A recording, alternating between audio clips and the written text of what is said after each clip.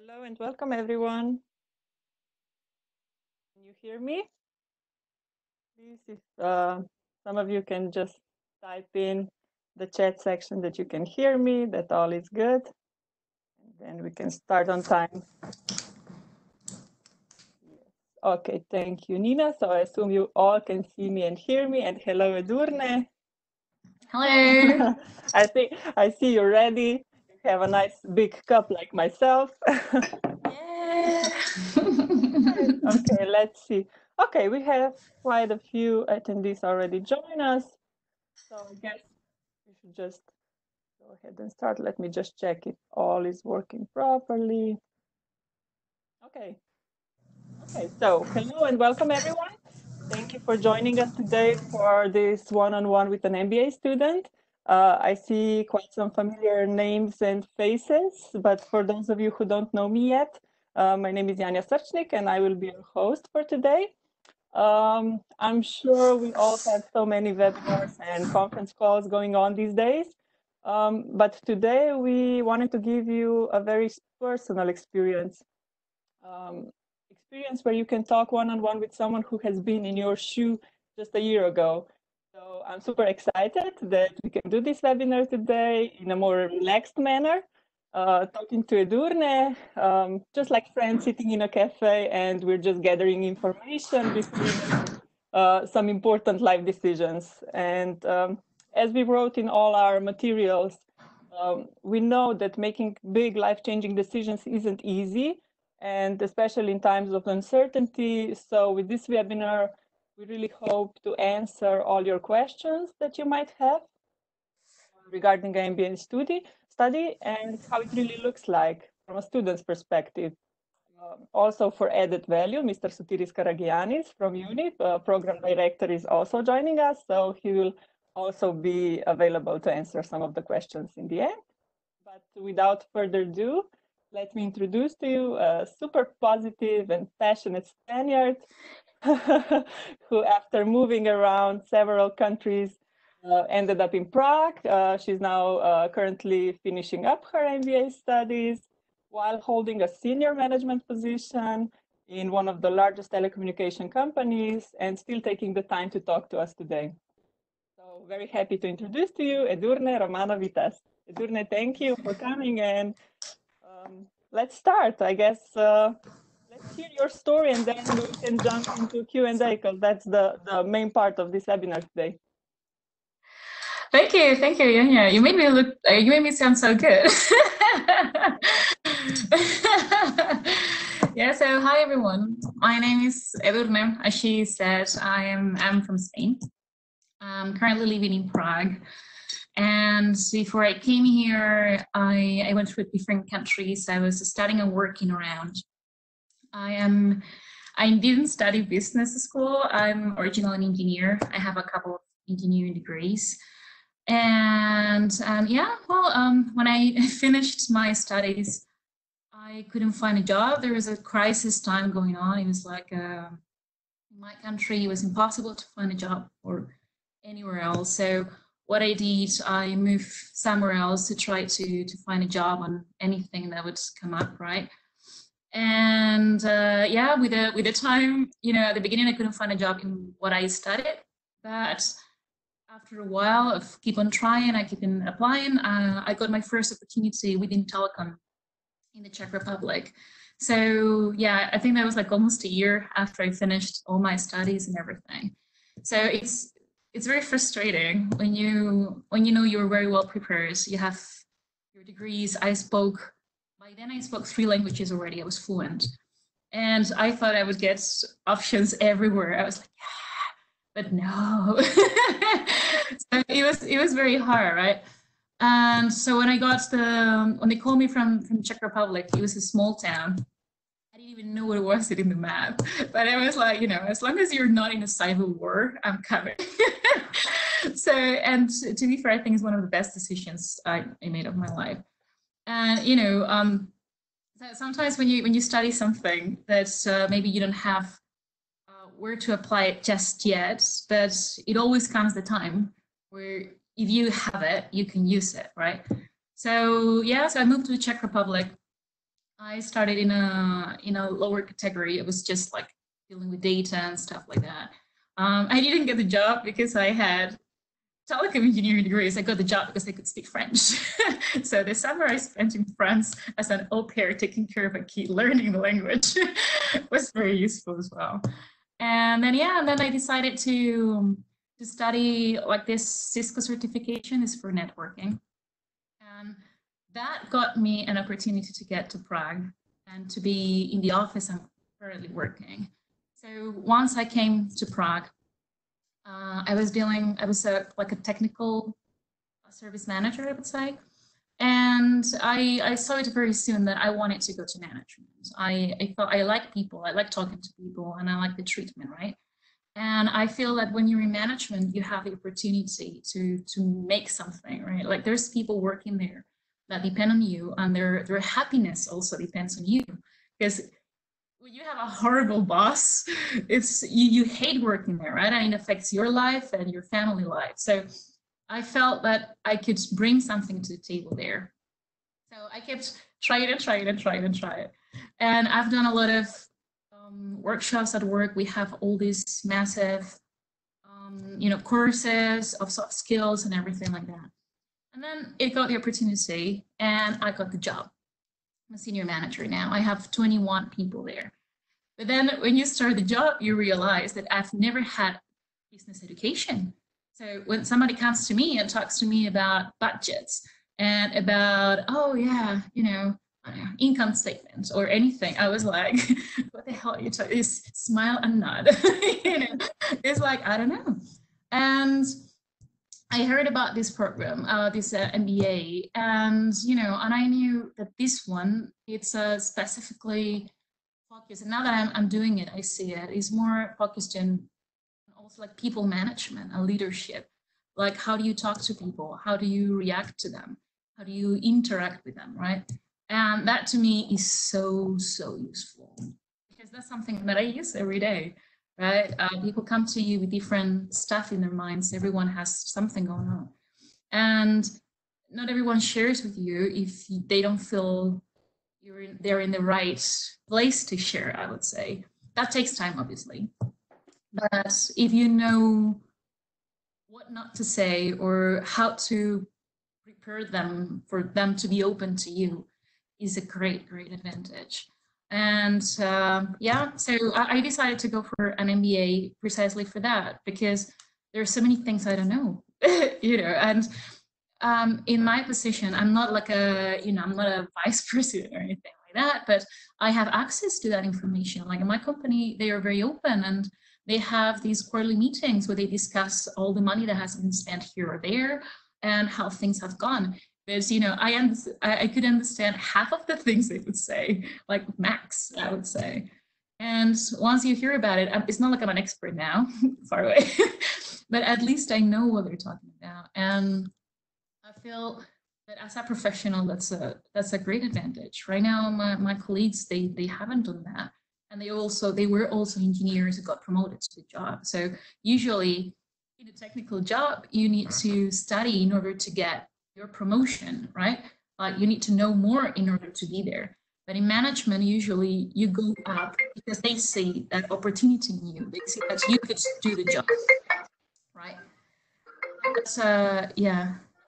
Sorry, can I just kindly ask everyone participating to turn their microphones off? The cameras can be on. It will be a very personal experience if we can see everyone. But the microphones, for the time being, if you can keep them turned off. And then when we go into Q&A, of course, turn the microphones back on. Okay, Edurne. The word is yours I again. don't know what I was saying. I lost my track of thought. To be honest. I know how that feels. No, so yeah, it's just, it feels good to understand what they're talking about. Even though you're not an expert, even though, at the end, now when I take decisions, they have an impact. They have an impact on people and they have an impact on business, right? So if I don't understand the business side, then how could I take a good decision, right?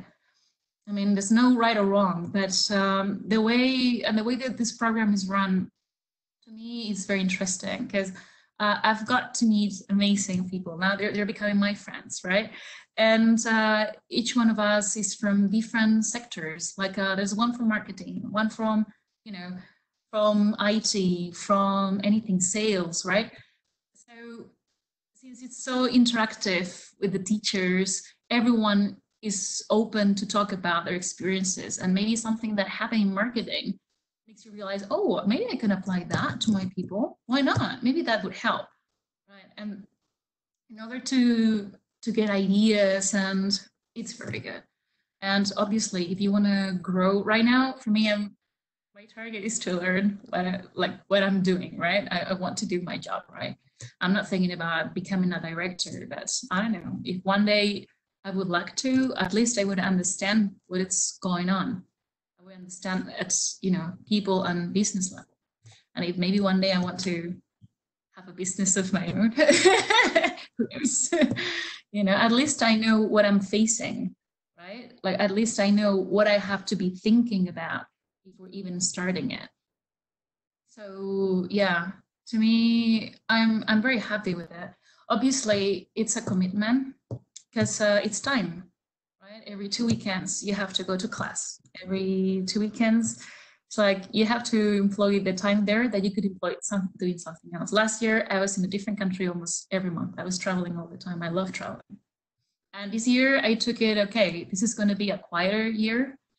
Obviously, I didn't know how much quieter it was going to be. But yeah, I was like, okay, I will just take, it's like when you're studying for exams for university and you're like, okay, well, this month that I have to prepare for all my exams is just a month only to focus on that. What is a month over a year? So what is a year over your whole life? You will just do it, and then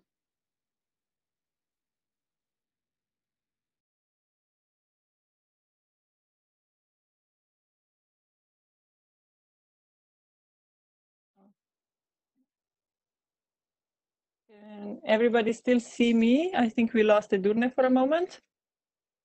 Can you hear me? Can you see me? Okay, see.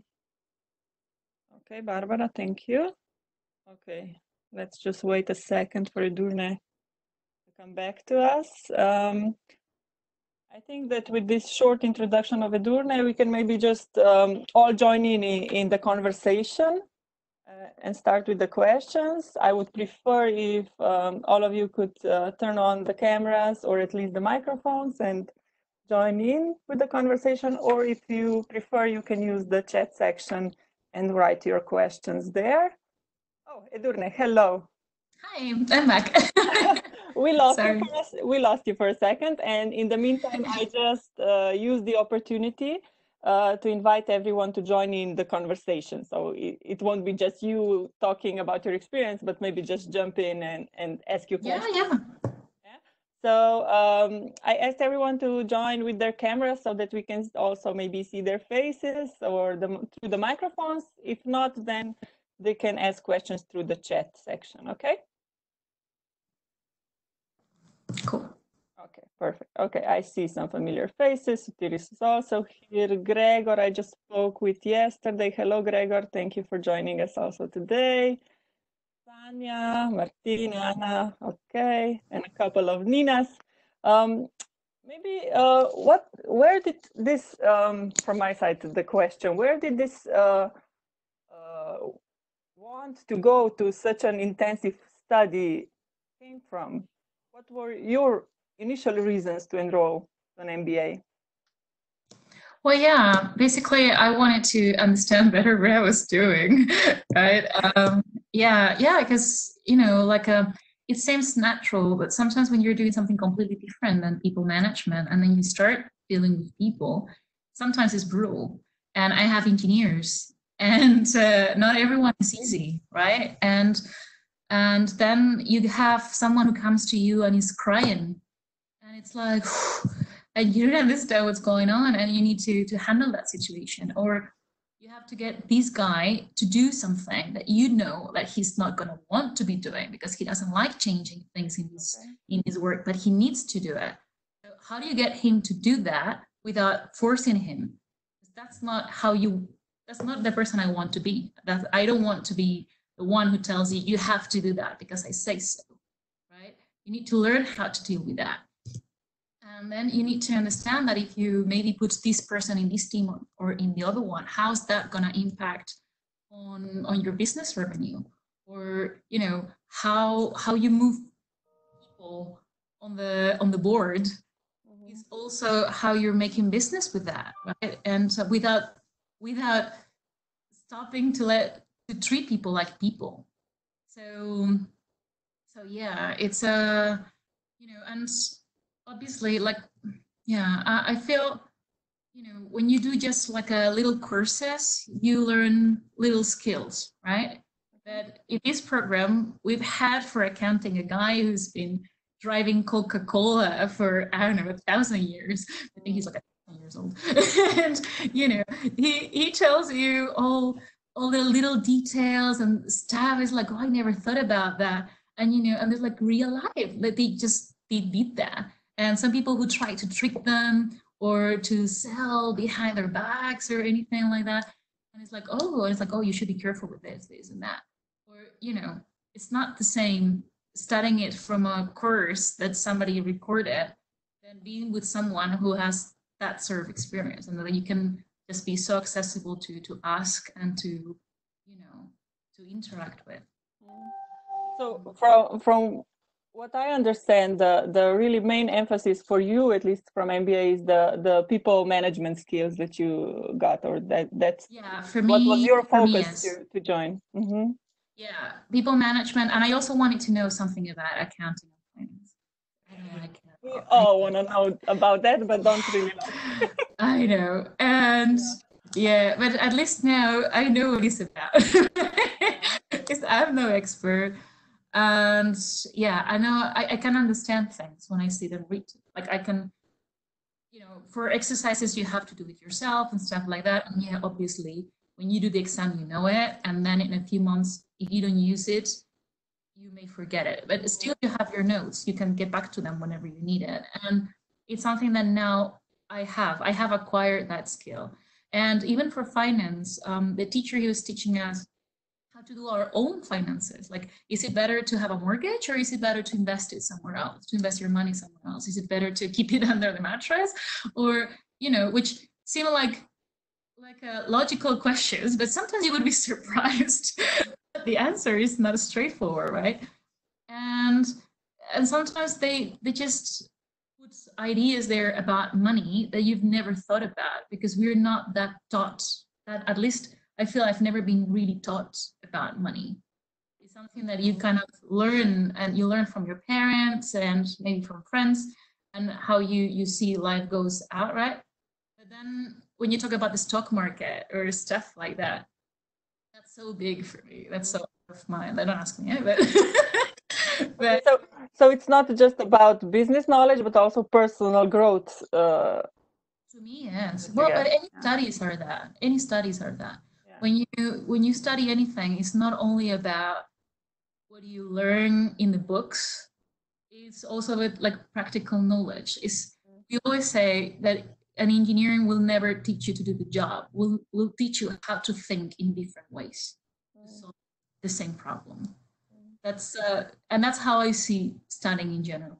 And this one, to be fair, I'm kind of just enjoying it. Yeah, I can sense that. Yeah, because, you know, when you're in like a 20s, early 20s, and you're like, I want a job and I want to be good. You're like super stressed out to get like super good marks and go there. Now I want to learn. I want to just see what it is and learn it, because it's applicable. You know, what we talk about is something that I'm working with. Usually school is theory. It's like, oh, yeah, an atom is made of 3 particles, or, you know, stuff like that. But in this case, this is something that you talk about. Is something that how you treat people doesn't apply only to your employees, it's your friends, it's your... Now I know why I have a friend, whenever he talks to me, I feel like, learn, and I know why, right? Because with Sotiris, actually, we saw like the way some people talk to each other provokes certain reactions, and sometimes you don't know why you feel that way. Now I do know. So you can learn how to, and that applies to your friends, to your family, to your partner, to anything. Okay, but so, now to get more into the decision-making part. But now if we get more into the decision-making part, let's assume that the participants who joined us today but are still a bit shy are seriously thinking about joining an MBA program and still have some uncertainties. Were there any uncertainties on your part? What were they? How you overcame them? Well, yeah. Well, there are several challenges, right? Like time is the first one. It's like how I'm going to manage to have a full-time job and then going to classes and then having a life. Right? Well, it's manageable. It's manageable. It's not like you have to be all day doing works for university. You know, like you have to do some works for it. Usually you're in teams, so it's also good because you learn how to work in teams that obviously we all do know, but you know that's you can apply also what you learn in class. But it's not a massive lot of stuff that you have to be doing out of work. And if you're organized, I mean, I'm a Spanish person. I'm not super organized time-wise, but you can always set up your schedule and say, okay, this hour on Tuesdays, on this hour, well, not even every Tuesday, right? Like whenever you need to do something, like, okay, this day I'm gonna book this time for myself and I'll just do it. And what is an hour a week or a couple of hours a week that you have to dedicate to that? It's not that much. It's doable. Other concerns are usually also money. For me, I'm very happy because my company will be paying for it. So I have to put the money first and then they will return it to me. But there are many ways also to pay it because obviously it's expensive. It's not like something you just give like, yeah, I'm just gonna do it. But it's an investment at the end of the day, right? You can regret to have bought an expensive hair dryer, but education you will never regret anyway. It's something that you always have there, and at least that's how I've been raised. I don't know, like I have spent so much money on education. But it's something that is I have to agree. Yeah, I have to agree. Investment in knowledge and in yourself is the best investment that can never be taken away from you. So we are on the same page on this one. Let's invite our participants. Is there anyone with some questions? Can we open up some more communication among us? Even through chat will be fine. Just write your questions if you don't want to ask through microphone. But in the meantime, what were some of were there any other challenges besides the financial, which you have covered, and the time management? I assume this is just a matter of really setting the time for the studies. Yeah. Oh, well, yeah, for me, I had a big... How's your private life, or the colleagues that do have families? How do they... yeah, you need to, well, yeah, I don't have children and I don't have a partner. So for me, I didn't have to, you know, to combine it with that, right? We have guys with we have a woman, she has her own company and she has 2 children. And we had another colleague who just was a dad, he just got his newborn baby. And well, what they say, because we asked them, it was like, how do you do it? And they're like, well, you do a teamwork. You know that the weekends that I'm here, she or him, they stay home with the children, and then we back up each other at the end. It's you need to be in a good team. But yeah, I don't know how they do it. Like just having a child, I think is like a super big challenge by itself. So yeah. But yeah, for them it's okay. Like they come to all the classes, they participate. I mean, they manage to do it. So yeah, I say like you have to do an extra. It's mostly like just every 2 weekends you have to be in class. And after 5, you're really free to do what you want to do. Then some works that you have to do at home, like only reading.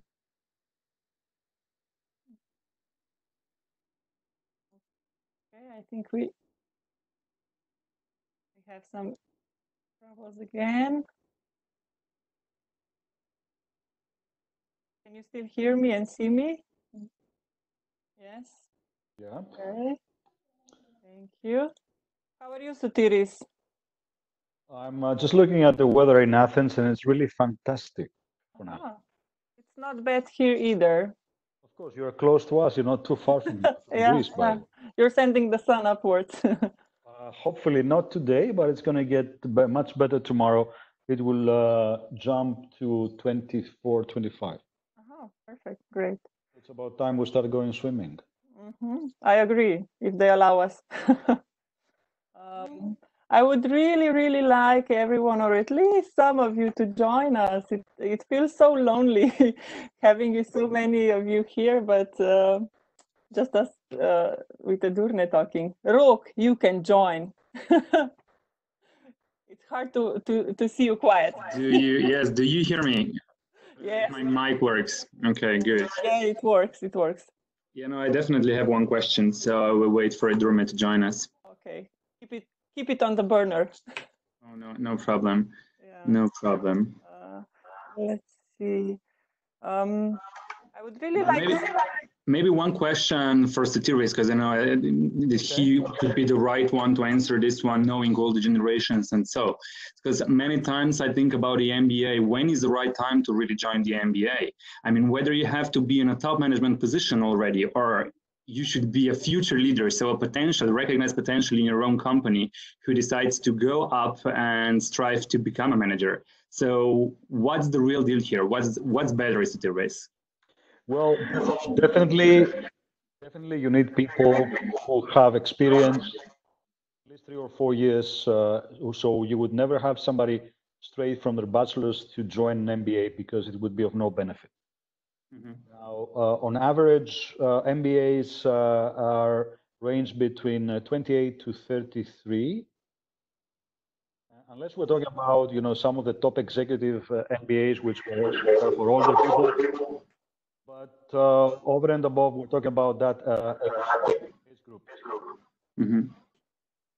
Yeah, because I still sometimes get a feeling from the market that people think that MBA is for someone who is already almost at the end of their career, if I may make a joke, right? But definitely it's not. I mean, you learn how to be more operational, how to be better in leading, and the sooner you learn that, probably the better it is, right? For you and for your team that you are leading. Rok, there's this misconception about when to do the MBA or why do an MBA. Some people say if you are experienced enough at work, then you don't really need the MBA. But because the MBA is not necessarily for somebody with a solid business studies background, then what we actually do in an MBA, as opposed to, let's say, to a master's, which is more specialized, is we answer the why. In the master's, you answer the what and the how. Yeah. But for an MBA, we mainly focus on the why. And it's what Edurne was saying before, because knowing her, and she's my student, and knowing her, engineering background, with all the respect for the engineers, they have not really proficient in dealing with people. And I've been coaching engineers for ages in my career, and this is one of the main challenges. People management, which she also mentioned. This is one of the great benefits of doing an MBA, and if you couple it with your engineering background, then you are the right set of person who can manage others, deal with the process at the same time, and up the ranks of the organization quite quickly. But definitely, you have to have some experience to join.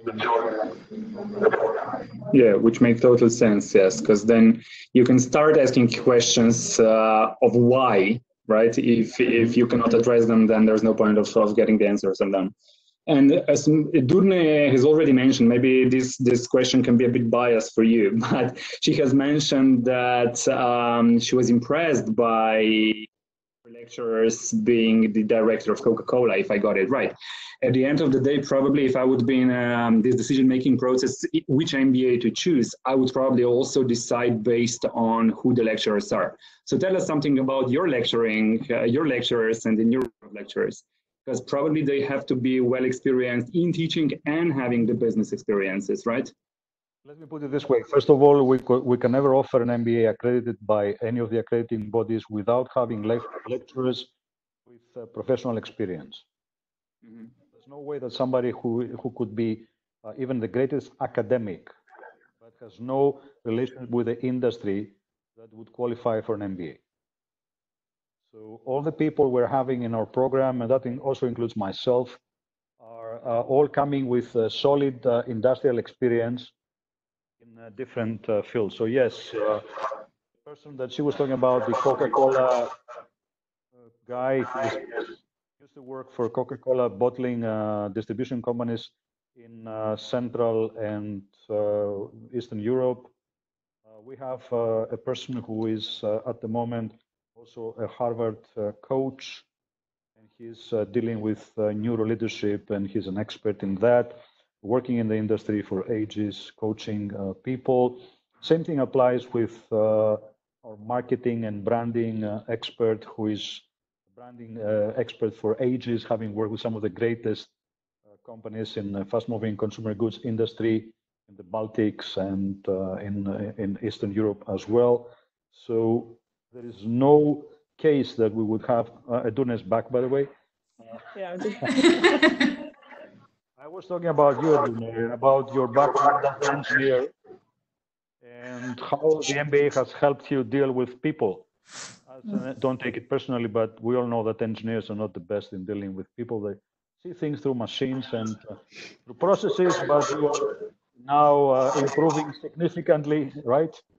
With this with this MBA, yeah. So that's the idea about Roca. All the stuff, all the people are very well experienced, and each one of us in our own area of specialty I don't want to reveal my age, but I have quite a lot of experience. Good. Yeah. No doubt. No doubt. Yeah. Edurne, we're back to you. Any questions that anybody should have, of course. Well, I have one more, and then I'm done with questions, if I may, for Edurne. I was waiting for her. So Edurne, you've been talking about, yes, getting the knowledge about how to lead people, etc., etc. But the more I read about the MBA and different studies, people usually say that the biggest benefit and the outcome, it really is networking. And all the connections. So can you describe a bit the dynamics? Because I don't know. I mean, I am still considering doing the MBA, and I assume that it's even the level of interaction among people is even upgraded from what I had in the study years. I don't know. You tell me. What's the feeling? Who are those people? What happens? What's the magic? Yeah. Look.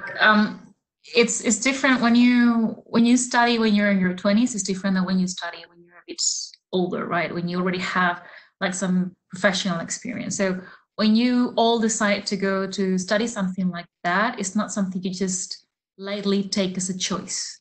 It's something that you really want to do.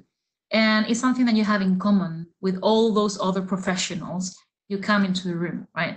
And you develop that feeling that you are all there for the same reason. And the way the program is done, that you have to help each other in order to succeed in it. So now I'm finding very good friends with among my cohort, right? And obviously, like there's this girl that comes to me, is like, oh, I'm in marketing, and I would really would like to work in a company. I've been trying for a while, and I haven't found the chance to get that. It's like, oh, so let me look into that. Let me see what teams are dealing with that. Maybe I can get you something in there, you know. And as easy as that, you can get an opportunity to go somewhere, right? And as easy as that, you're happy to help someone to get where they want to get. So, and you never know who can help you to get where.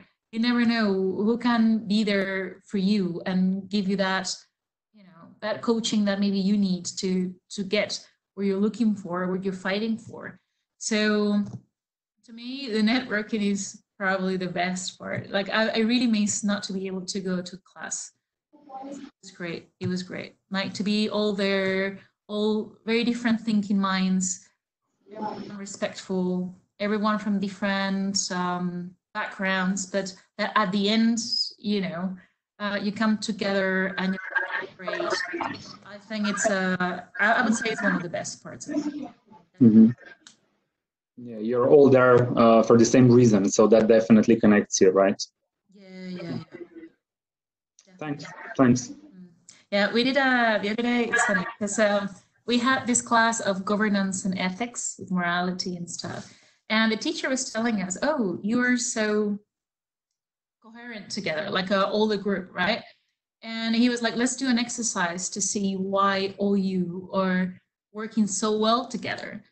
And he passed us the exercise afterwards, but it's like it's to see like what common moral backgrounds do we have, or not even background, like what morals are important to us that is like in the group, right? So you also develop that you see how to understand, even if someone has a completely different position that you have, and you're in the same class, you're doing the same thing, you have the same goal together. So you learn how to work that out in order to get to something. And I think that's important because that's something that you have to apply to where you work. Because you work on the same place doesn't mean that you are going to be friends with the people there in your office, right? And at the end, able to keep the talent in your company is very, very important. I don't know what's the situation where you guys are going to be teaching this MBA, but at least in here, there's, at least for engineering, there's a massive competition. There's so much offer. So it's very easy that the people just change jobs like this. It's just very easy. So it's good to know how to deal with that. And yeah, knowing people in other companies, in other businesses, it's always good. It's never going to be bad. Yeah, maybe you give me also the question, the quiet one. I didn't even want to say it out loud. Whether is it worth it investing in the MBA in the times of crisis? But as you said, maybe sometimes times is like that are even more important and better because you expose yourself, you get yourself connected with people that are within different industries, and of course you get the knowledge which you said that you never regret getting. So yeah. You and imagine when this whole thing finishes, has more opportunities to get a better job, the you of today or the you with an MBA tomorrow? No, I mean, to me it's like super clear. In this country, the like people applying for business studies has raised to 40%. Wow. Just like that. In Spain, when the crisis hit, everyone went to school. Everyone. And yeah, then some people got jobs in Spain when things got back to normal. So people like me went out. You're prepared, you can work anywhere, right? Like it depends then where you want to go, but you already have it. You have that opportunity, right? Yeah, good point. Yeah, thanks for sharing your thoughts. Yeah. Edurne, I will take over from Rob for a second. Edurne, mentioning like the you of you today, the you today and the you with an MBA. How did your career change during this year that you are already in MBA? Has there been any changes already that you noticed? Yes, because for me, yes, personally, yes. Because as I told you, I have to take decisions and I have to propose also solutions to things that are happening. Like, how about you get a pandemic in the middle of your year, you know? So, and how do you react to that? And well, so while you're studying, you get ideas on how to bring people together. Now, all my team, they used to be in the office 3 days per week at least. So everyone knew each other. They went together for lunch. I would take them for a beer every once in a while.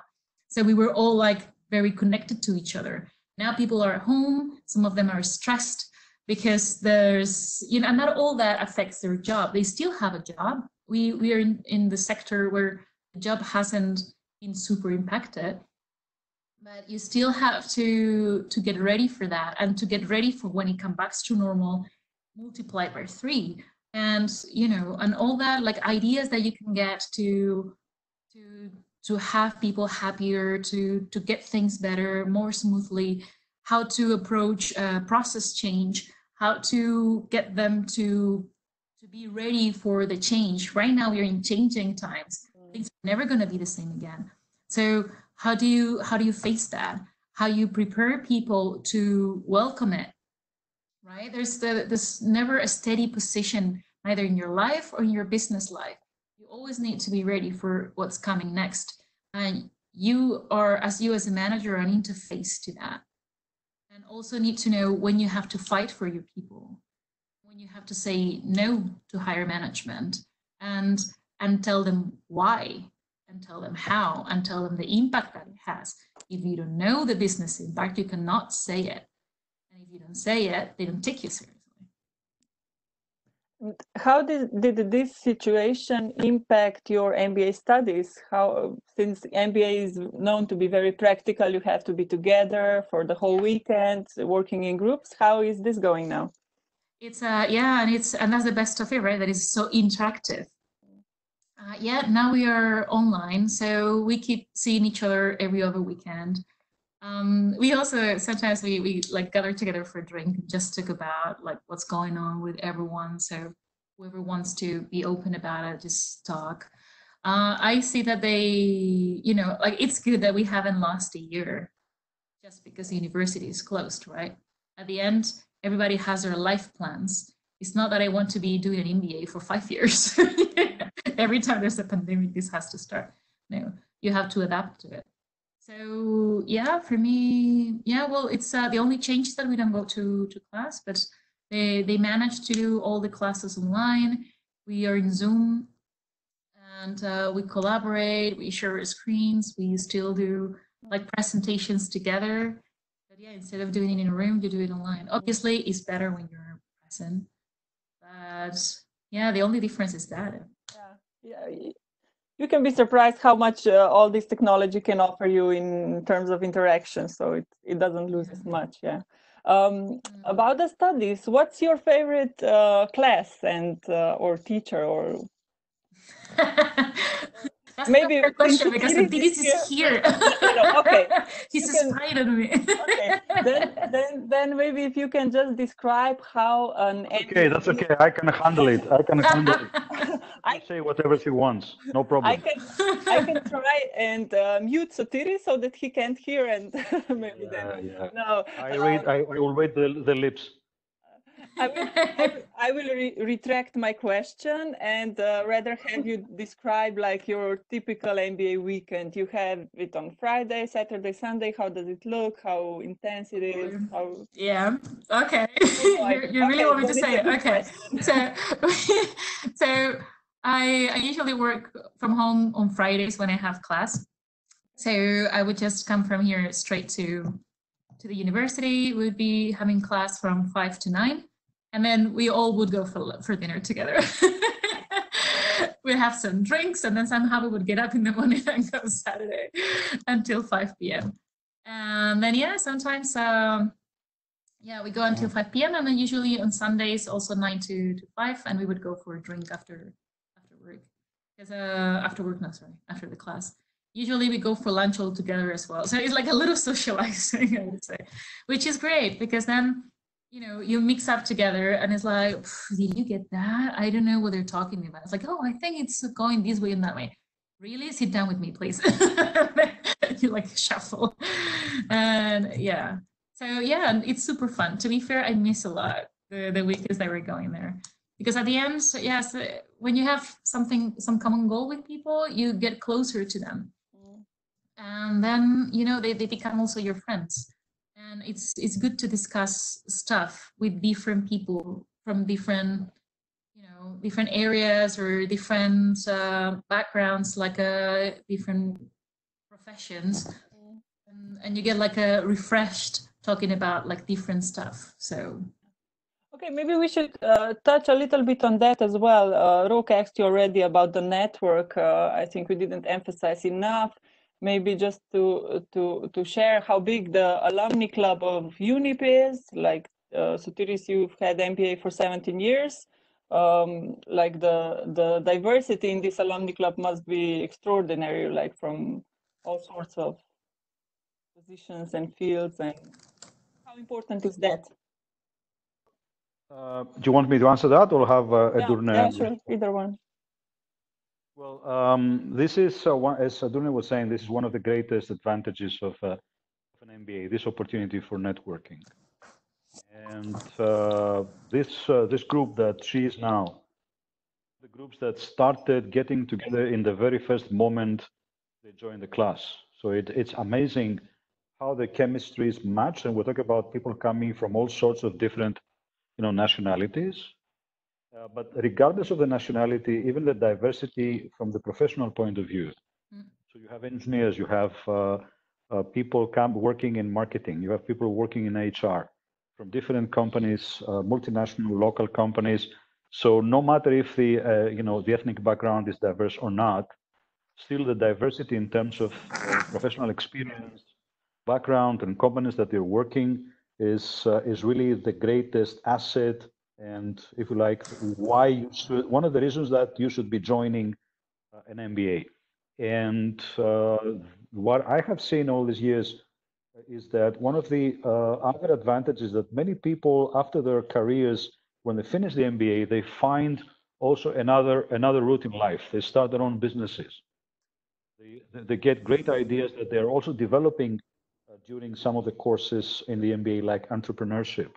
And these ideas then become reality. We have students now who are working on projects for their consultancy, their master's theses. And these are real projects. These are projects that they are starting to put into effect, and they mark their lives and their futures. So this idea about the practicality and the applicability of an MBA is what you don't see in other master's programs. And I'm not depreciating the value of other master's programs, but the opportunity to see things from a very, very practical point of view, you can only find in an MBA. And I'm sure Edurne can, corroborate this. Yeah, definitely. It's well, yeah, I haven't done other master's degrees. But yeah, from other things that I've studied, it's that's the thing. Like you talk about stuff that it's happening right now or can happen to you, right?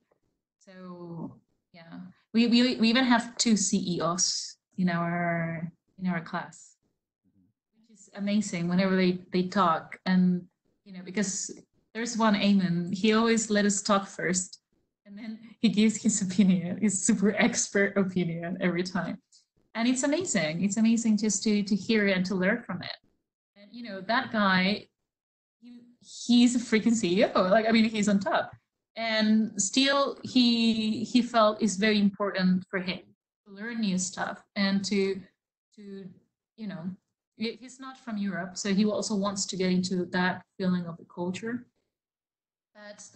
But it's very inspiring, I would say. Well, just to give you an idea for his background, he is the person who actually set up all the network of gas stations of Gazprom in Central Asia. So you can understand that we're talking about a person who is around 45. I believe I can tell his age, he wouldn't mind. And he's really the person who waits for the other people to talk, and then he comes with his own ideas and shares his experiences. And that's definitely, for some of the younger, managers in the program, a great. It's a blessing. I would call it a blessing, because really, I even learned from him.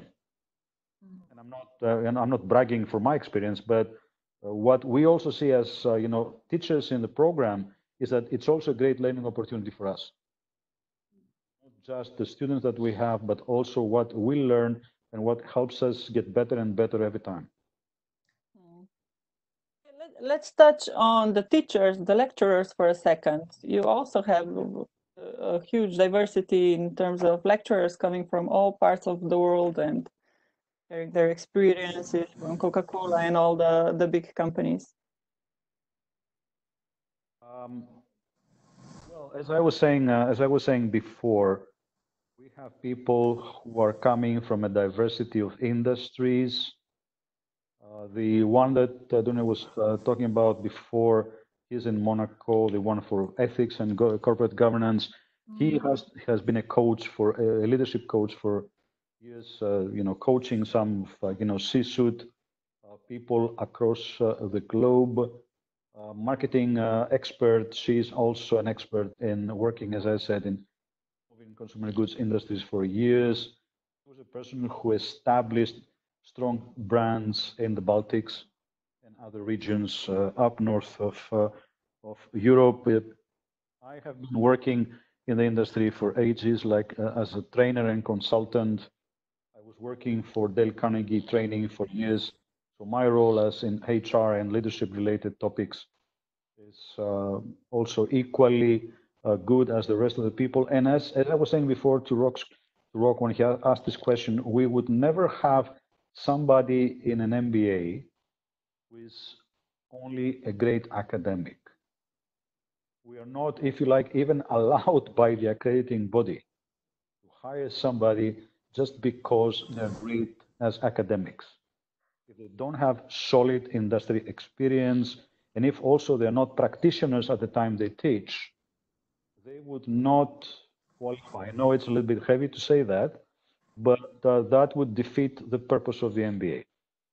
So we want people who know what's happening outside in the world. And maybe, since you were talking about misconceptions, some people say, why do an MBA? I mean, I have a business studies background. So how would the MBA help me if I'm doing, again, the theory of Maslow, if I'm going through, Kotler's marketing or whatever. So for people, even for those coming with a business studies background, it's not what you know already, it's how you apply things in real life, how you apply things at work.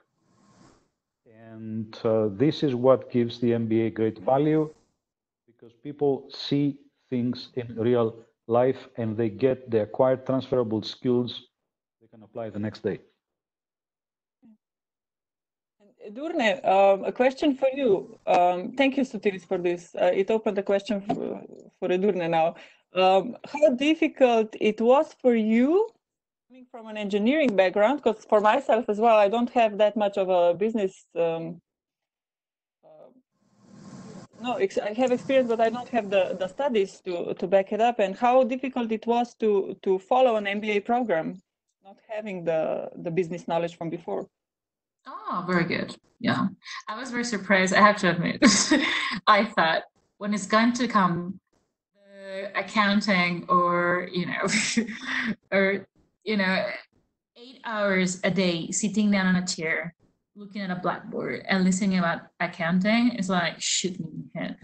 And to be fair, I didn't find myself wondering, like, obviously you don't get everything at the first try. Like you have to check and then ask and recheck. It's the first time you do it. We had a pre-class, like the first class we had like an introduction to it, like a light thing before we started any other classes. And that helps a lot because there are many concepts I have no clue about. So, but very well. Because when it's like about people management and stuff, everyone gets engaged because we all know about it.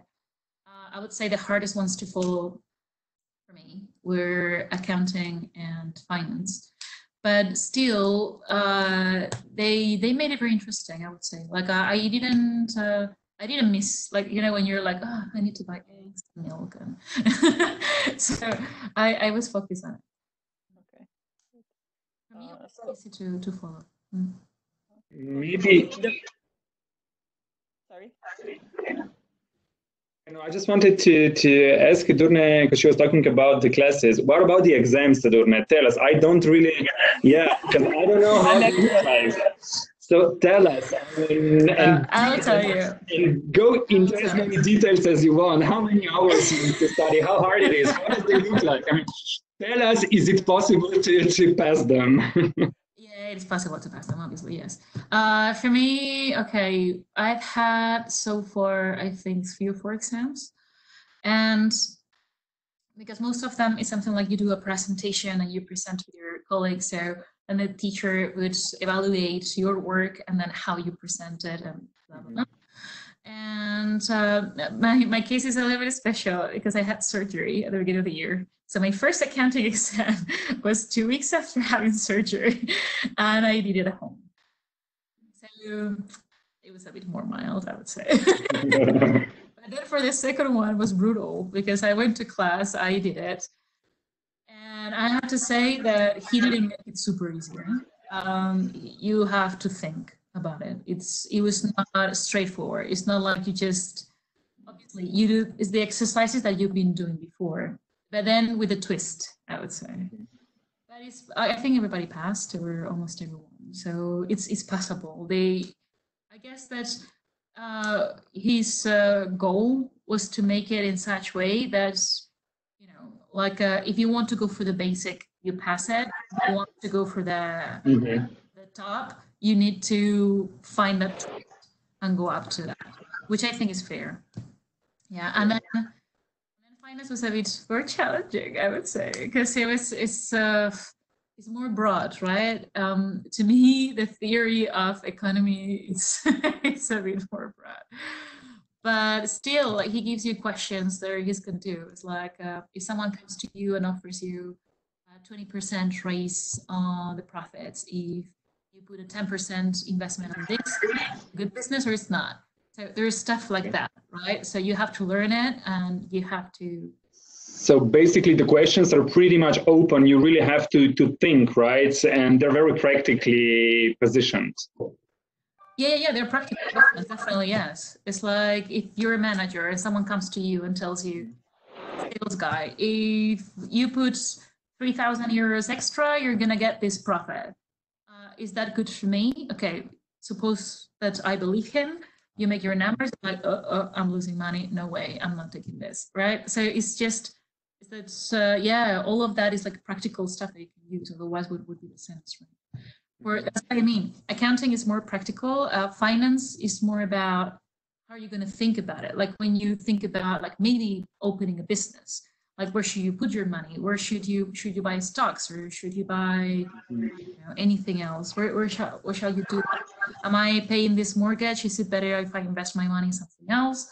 You know, it's everything that you've already seen in class. That's true.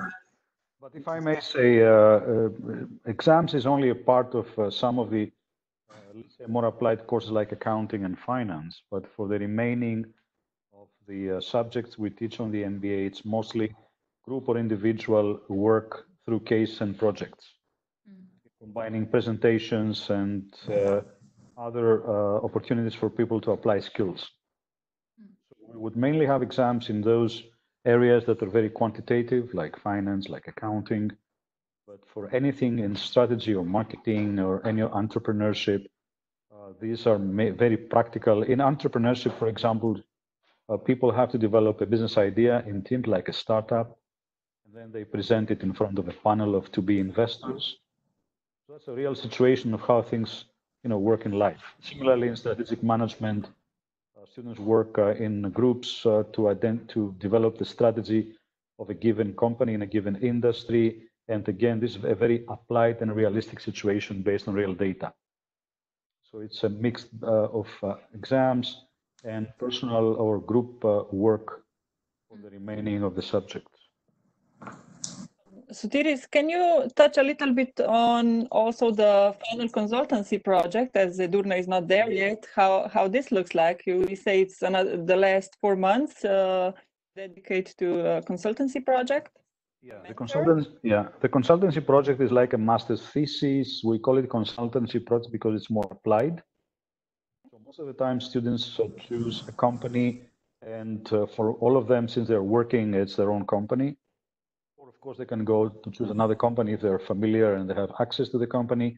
They identify a problem or an opportunity and work on this problem or opportunity as either internal or external consultants. So with the help of their mentor, who is obviously one of the people who have already been teaching in this program, they develop a project, which is again very applied. Another option for some students is to develop their own business plan, their own product.